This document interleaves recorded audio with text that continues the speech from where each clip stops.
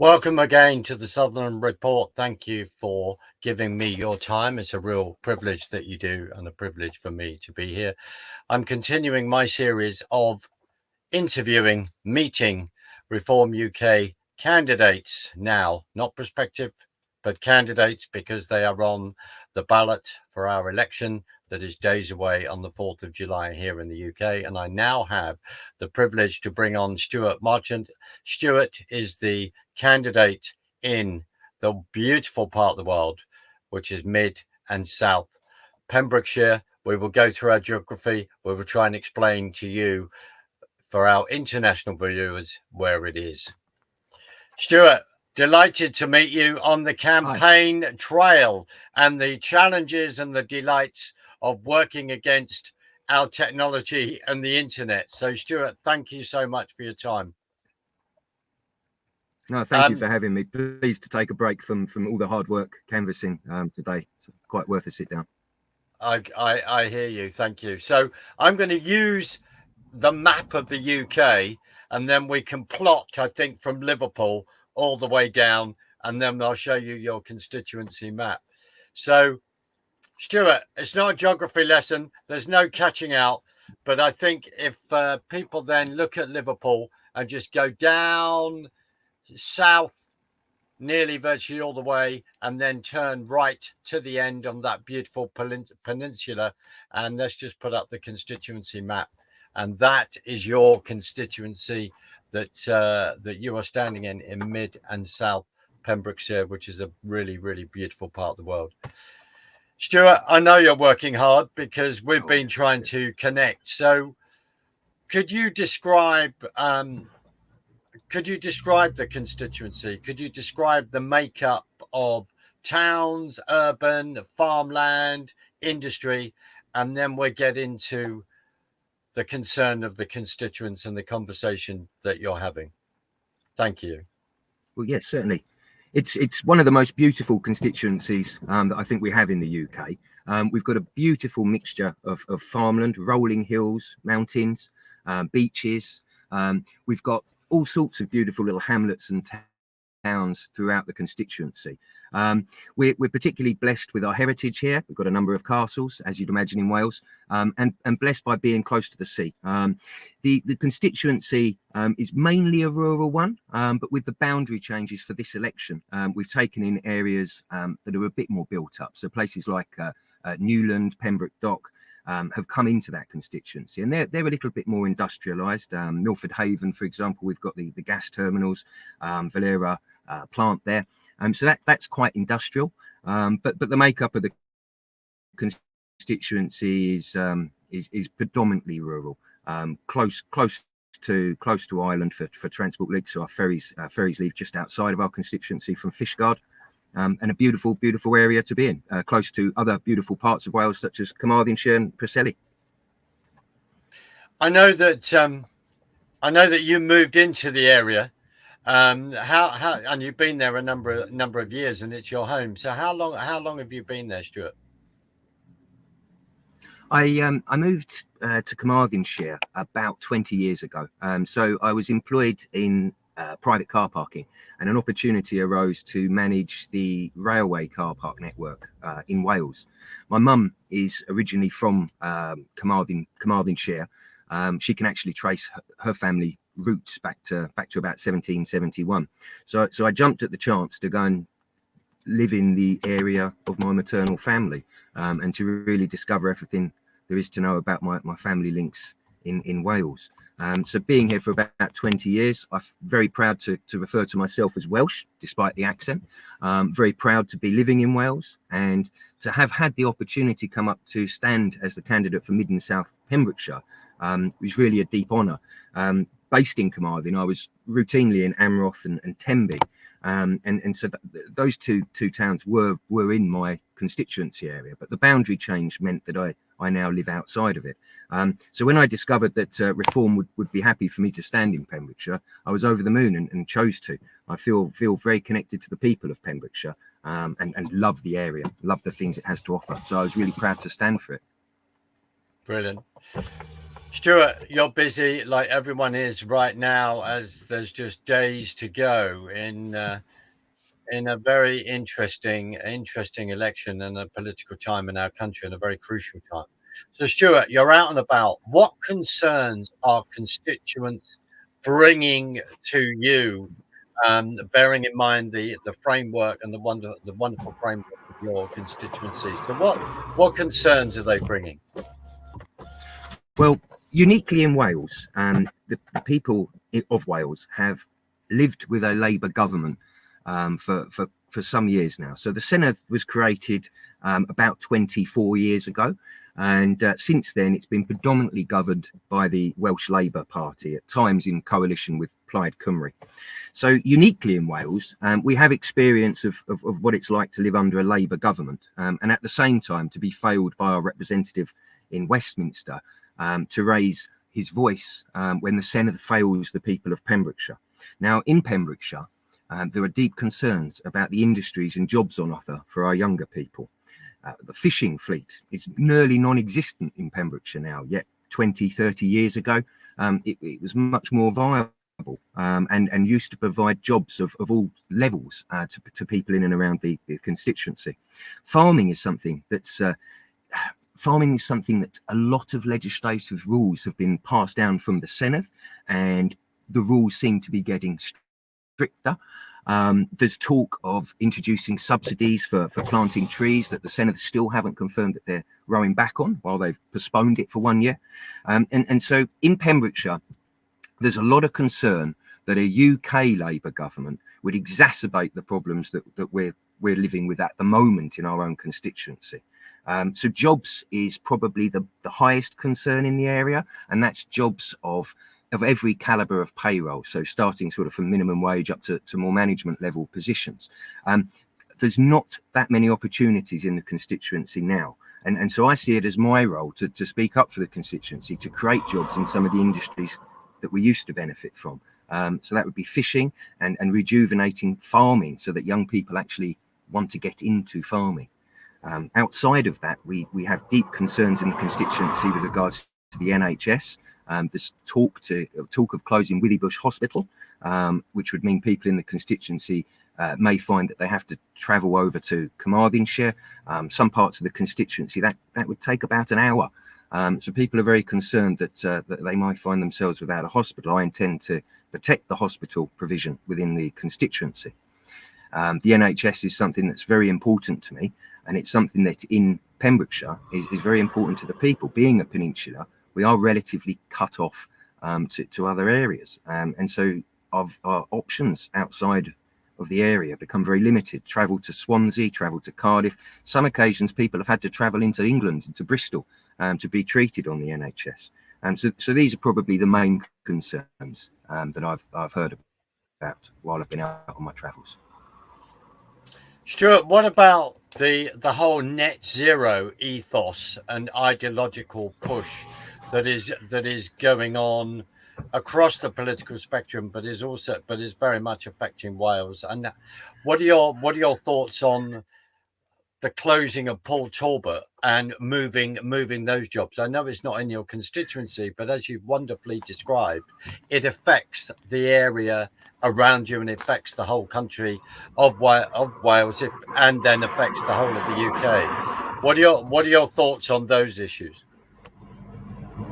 Well, the closure of the steelworks at Port Talbot is going to be a big disaster for the people of Port Talbot. While there is still going to be steel manufacture performed there, to lose 3,000 jobs in that area is really bad news, as I'm sure everybody can well imagine. The push for net zero is not only driving up the cost of our energy, the cost of our electricity through subsidies for renewable resources, but it's now actually leading our government down paths where we're actually taking our country backwards. The idea, as I mentioned earlier, that farmers may be encouraged to plant trees on farmland instead of growing food is a deep concern. And Port Talbot not being rescued, not being driven forward to maintain those 3,000 jobs is unfortunately for me, it's all part of this net zero cult, which risks bankrupting us all. could even leave us without food if we continue to push our farmers away from what is their core job. And so at Reform UK, we have an alternative. We care deeply about the environment, and we have set out plans to plant trees in various parts of the UK. We've set out plans to mirror the beautiful work that has been carried out in Wales with regards to recycling across all of the UK. We think it's really important that we're not unnecessarily polluting our earth. However, to reduce carbon dioxide levels, we think this country needs to consider nuclear power stations, and we've set out within our contract with the people a plan to produce or provide small nuclear power stations dotted around the UK, so that we're able to be self-reliant for energy and reduce our energy costs without paying more than we need to for green renewable resources.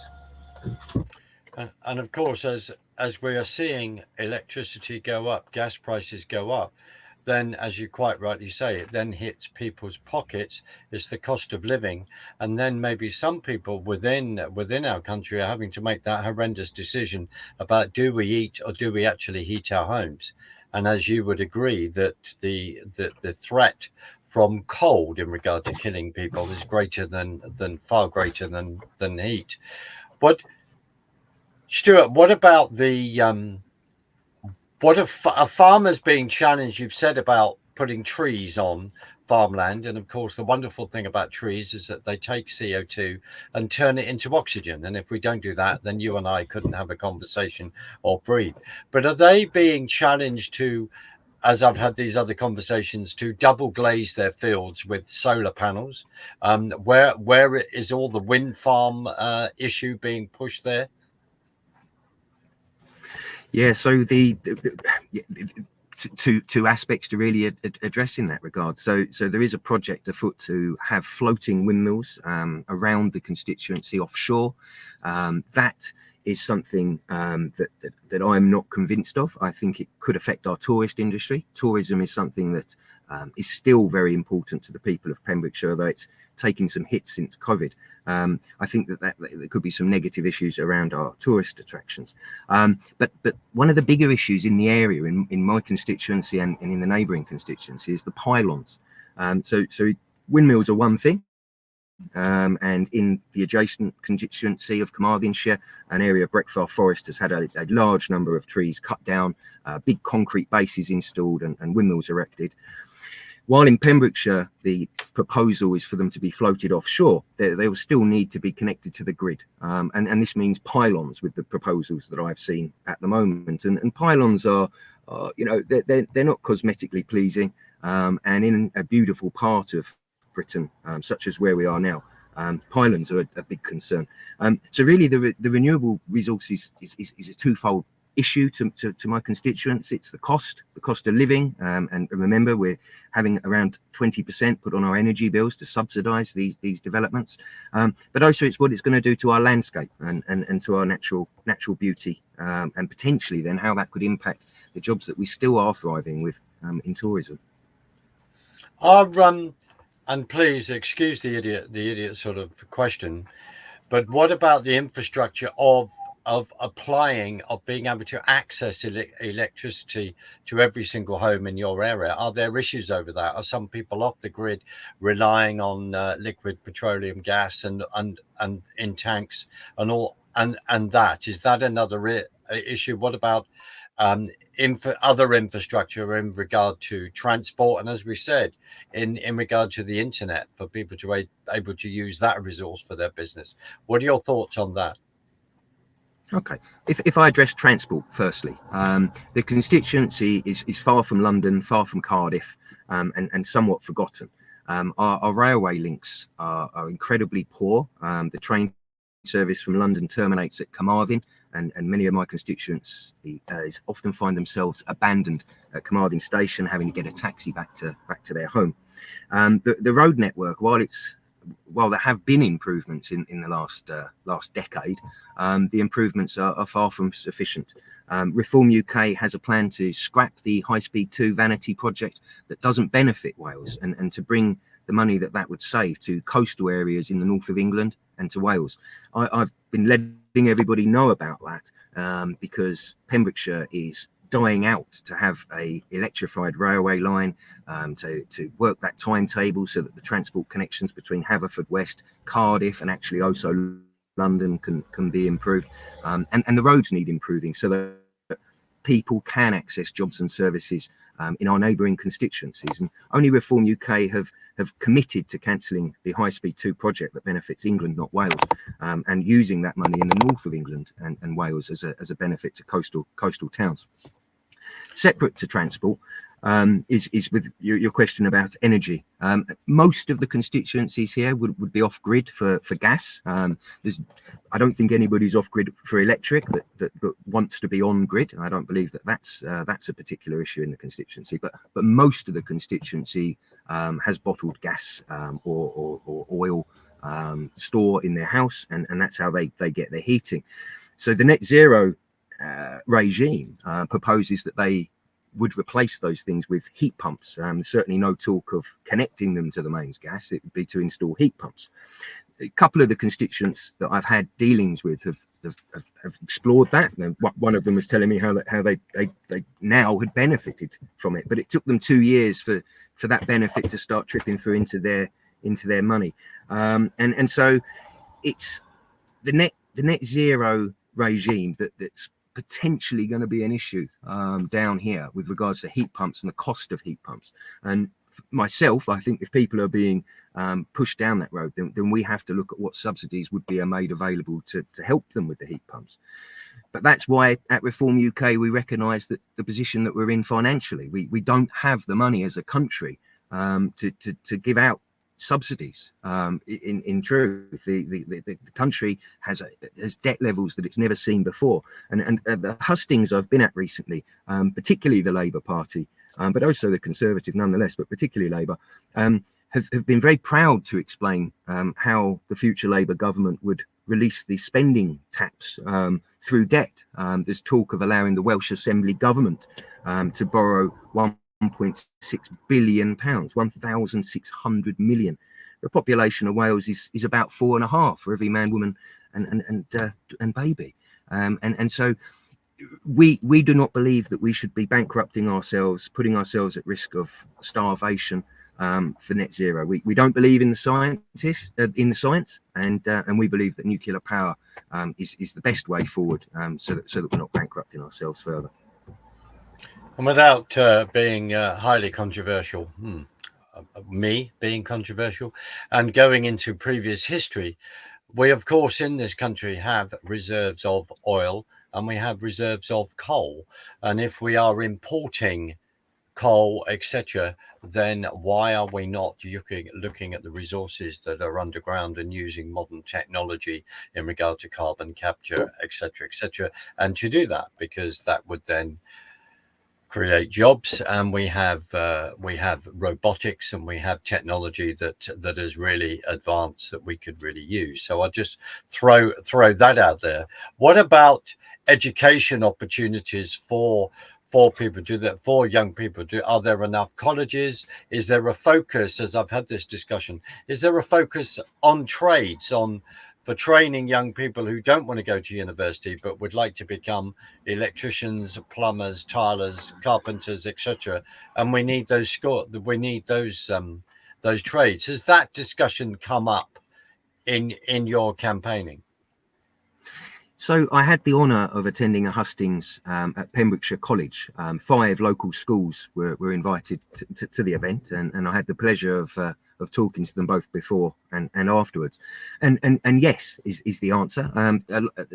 They've spoken to me about the lack of realistic options for them to go into vocational subjects or into apprenticeships. They're very keen to see a focus put on jobs that pay but also teach. There's a lot of concern in the area about the debt that is burdened upon our young people to go to university, and so that a lot of the voices that I've heard that have discussed with me vocational jobs or on the job training are people that are concerned about being able to afford university. And in many cases, I don't believe that university is the right option. I think some people need to attend university for the job that they want to get, obviously. And some people have that clear career ambition. But for many people, learning plumbing, woodwork, being an electrician, these are skills that are actually benefiting the community and benefiting them as individuals. They can create a small business. A good number of people in the constituency are self-employed, and that's something that I think is a really good thing. It empowers people to develop businesses. At Reform UK, our tax policies make work far more rewarding. We want to raise the tax-free threshold from £12,500 to 20,000 and to 70,000 for the upper rate of tax. This is a transformation for people on lower wages, but also people on middle wages. And so Reform UK want to make work pay, and the large number of self-employed people in my constituency can be reassured that with our tax regime, they'd be protected. We'll be protecting IR35s for the sole traders. And so Reform are really on the side of business, and certainly most of my colleagues are self-employed businessmen or businessmen of some sort or another, the majority. And so I think that when it comes to education, we need to look at what jobs, what skills we need for the jobs within our areas, and really focus training for those. Reform UK wants to see an end to the easy recruitment of foreign cheap labour. And a development of our own labour resources, and really on-the-job training, 2-year undergraduate courses at university. This is how we see the future of education. And yes, the people in Pembrokeshire College seem very happy with some of the things that Reform had to propose. That's good news, Stuart, and well done for getting out into those places. So I think this would be a really good time to say, how can people get hold of you? I know it's days to go. If people want to come out and help you in regard to your campaigning, how do they get hold of you? How do they interact with you? Okay, so I've had a Facebook account set up, so people can find me on Facebook. I had some issues with the Facebook account when I tried to pay for some adverts. So we've been using a Facebook account that refers to itself as the Friends of Mid and South Pembrokeshire. I'm also on the email address Mid and South Pembrokeshire @reformuk.com, and I'm quite happy for anybody to call me directly if they want to. I'll do my best to answer. I can't promise to answer at all times, but my phone number is 07958 348 540, and I welcome anyone within the constituency to contact me, and I'll always do my best to get back to them as soon as possible if I can't respond straight away. Brilliant. And I will make sure that all those links will be in the description below, so we do that for people. Could you you mentioned the hustings by going into that fantastic college. Could you talk about any other opportunities that you've had for hustings? Are there going to be some more within the next few days just before the election? Have you had any press coverage? How has that gone in regard to your campaign?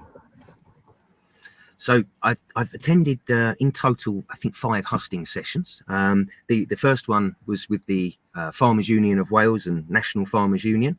That was really eye-opening. I was aware of some of the issues with TB and cattle farming constituency previously, but meeting the individuals that are directly affected was really an eye-opener. There's a lot of emotion there for cattle farmers and the way in which they're struggling to work with the conditions of the Welsh Government and TB. There's also a lot of concern out there with regards to some of the nitrox chemicals that we're putting on the ground, and how we're going to manage, how we're going to work together with farmers to protect the environment, but protect them so that they can feed us. I had the pleasure of attending a hustings with Pembrokeshire People First. Pembrokeshire People First are a community that support people with autism and disability within Pembrokeshire. That was a brilliant event. I spent a good deal of time talking to the people there, discussing with them all sorts of matters, how they found the education that they had received, how they found getting into work currently, and our social care service.